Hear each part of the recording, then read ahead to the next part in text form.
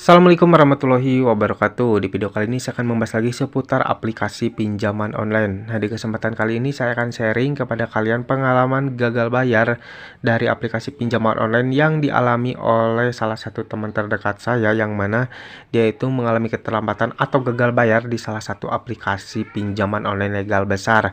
Nah, di sini dia itu melakukan saran-saran dari saya, yang mana dia itu mengganti nomor, menghapus akun WhatsApp, dan juga menghapus aplikasi pinjaman online tersebut ya. Dan dia juga melakukan reset di handphonenya atau melakukan setelan pabrik ya.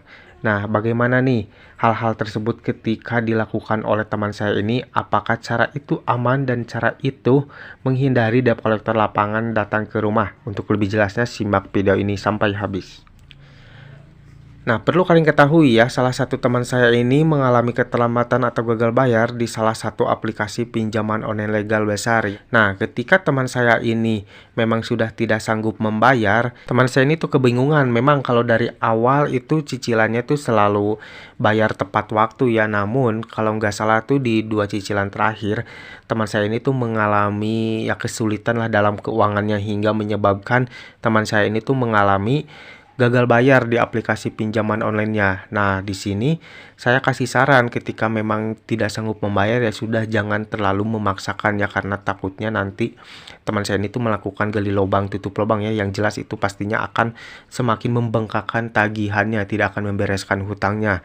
Nah, teman saya ini melakukan penggantian nomor telepon yang dia pakai untuk mengajukan pinjaman, dan juga menghapus aplikasi, dan juga mereset handphonenya ke setelan pabrik untuk menghindari teroran-teroran dari isi pinjaman online itu yang dilakukan setiap hari. Nah, ketika saya tanya dan konfirmasi lagi kepada dia pengalamannya bagaimana ketika sudah melakukan hal-hal itu, dan sekarang itu sudah memasuki waktu 3 bulan lebih, bahkan 4 bulan lah kalau nggak salah ya, udah mau memasuki 4 bulan. Apakah ada debt collector yang datang ke rumah teman saya ini?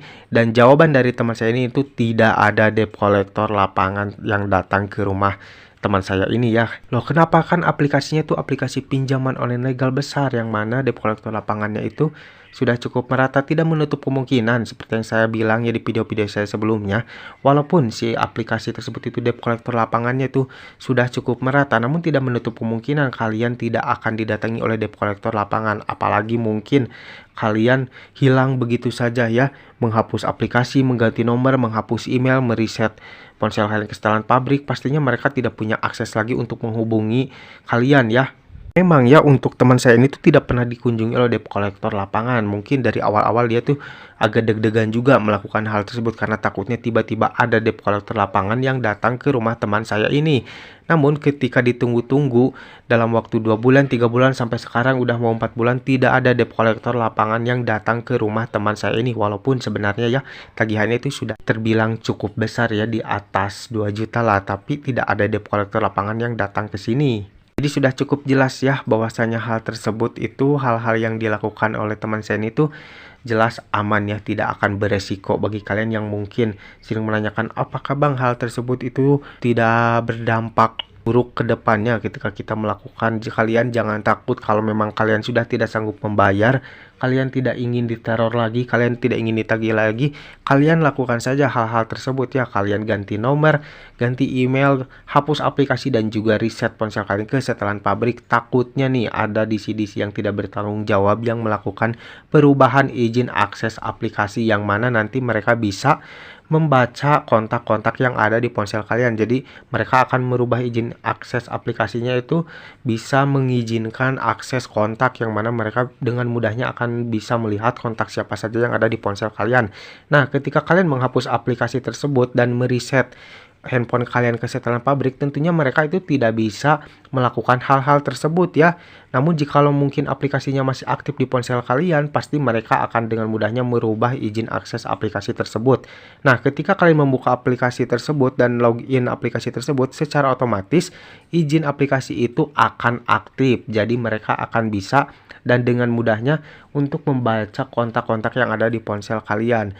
Nah, hal tersebut yang ditakutkan oleh teman saya ini. Takutnya teman-temannya atau mungkin keluarga-keluarganya tahu bahwasanya mereka itu punya tagihan di aplikasi pinjaman online tersebut. Sebenarnya tidak terlalu ditakutkan, namun yang ditakutkannya ada DC yang mungkin menagih secara terus-menerus ke kontak yang ada di ponsel teman saya ini ya. Takutnya mungkin kontak yang ada di teman saya ini tuh merasa terganggu dan nantinya mungkin memarahi teman saya. Sebenarnya itu yang paling ditakutkan. Kalau mungkin untuk mereka tahu tentang hutang teman saya ini tuh, teman saya itu tidak keberatan, namun takutnya ada penagihan yang terlalu barbar dari DC pinjaman online tersebut kepada kontak yang ada di ponsel teman saya ini. Tentunya itu akan berakibat buruk ya untuk teman saya ini, karena pastinya teman saya ini akan mendapatkan teguran-teguran mungkin dari teman-temannya ataupun juga dari keluarganya. Ketika teman saya melakukan hal itu, yang pertama tadi saya bilang ya, tidak ada debt collector lapangan yang datang ke rumah, dan kontak-kontak yang ada di ponsel teman saya ini aman dari penagihan dari DC-DC pinjol ya. Tidak ada kontak-kontak dari temennya itu yang ditagih atau mungkin dihubungi oleh DC pinjaman online tersebut. Jadi buat kalian yang mungkin ingin menghindari yang namanya tagihan di luar nomor kontak darurat, kalian wajib melakukan hal yang tadi saya bilang ya. Kalian hapus aplikasi dan juga reset ponsel kalian. Dan kalian juga tidak boleh lupa ya, kalian ganti nomor yang kalian daftarkan di aplikasi pinjaman online tersebut ya. Pokoknya ketika kalian melakukan semua hal itu, pastinya ponsel kalian itu akan sepi dari yang namanya penagihan dari DC pinjaman online tersebut ya. Di sini saya tidak mengajarkan kalian untuk lari dari hutang ya, dan di sini saya juga tidak mengajarkan kalian untuk gagal bayar. Jadi video ini dikhususkan buat kalian yang memang sudah tidak sanggup untuk membayar tagihan kalian di aplikasi pinjaman online tersebut dan memang benar-benar sudah pusing untuk mencari kemana lagi untuk membayar tagihan kalian di aplikasi pinjaman online tersebut, dan kalian mungkin ingin bebas dari yang namanya penagihan, spam telepon, peneroran dari DC pinjaman online ya.